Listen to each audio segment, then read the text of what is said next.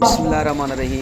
ज़िला सांभर से पाकिस्तान के खिदमत सिलसिला जारी और सारी बिला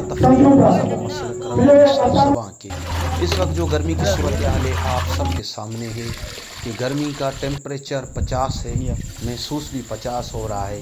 गरीब लोग हैं, इनके पास फ्रिज नहीं है, इनके पास बर्फ़ लेने की ताकत नहीं है कि वो बर्फ़ रोज़ाना ख़रीदें और ख़ुद भी ठंडा पानी पिएँ और अपने बच्चों को भी पिलाएँ।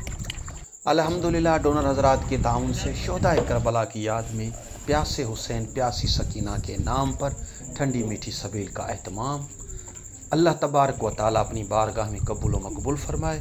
जो डोनर हज़रात कार खैर में गरीबों, मिस्कीनों, यतीमों, बेवाओं, बेसहारा लोगों के लिए गर्मी से बचने के लिए ठंडी मीठी सबील का एहतमाम कर रहे हैं। खुदाया उनके रोज़ी रिज़्क़ में बरकत इनायत फरमा, उनको अर्ज़ी समावी बलियात से महफूज फरमा, उनके जमी मरहुमीन की बख्शिश फरमा। आइए आप भी अपने ज़कात, सदक़ात, अतियात से बेसहारा लोगों की मदद करें जो आपकी मदद के मुंतज़र हैं। हुसैन